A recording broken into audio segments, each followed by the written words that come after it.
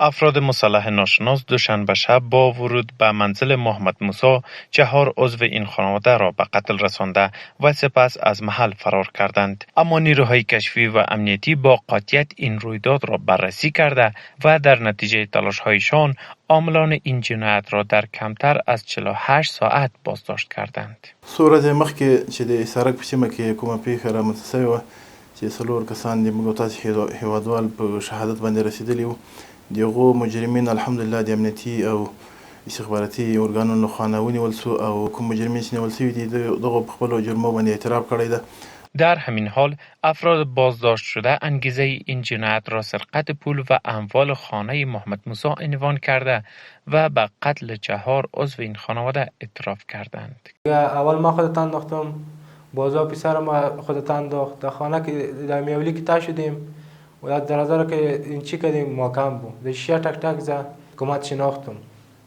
که گفت شناختم، یه پیشم گریخت، برم ما در ریالی مکتم هم اینجا خواب باشه. یه بچه دی پیش آدم مرا گفت شناختم. تا دست پرتا مشق زدم یک من میده دالیز افتا. عادیش تا چه بدن ورم زدم.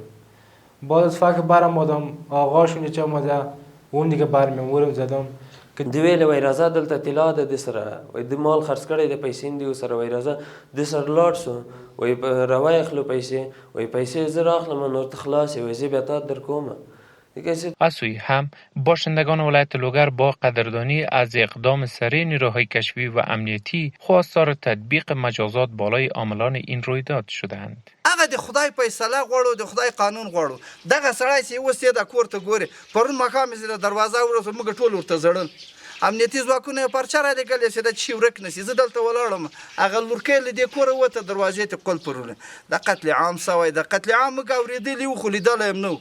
او پیښې پلټنې وکړله انشاءالله او قاتلین هم پیدا سول. انشاءالله 2 کسه دي او د همدغه کلي دي، همدا تربرونې دي سره همدغو په شهادت رسولی او له امارت اسلامي څخه هم دا خواست ده چې دغو سره باید قانونی چلند سی او حکم پی جاری شي. گفتنی است که محمد موسی همراه با 5 عضو خانواده‌اش در منطقه حصارک از مربوطات شهر پلیعلم مرکز ولایت لوگر زندگی می‌کردند که پس از این رویداد فقط یک عروس او زنده مانده است.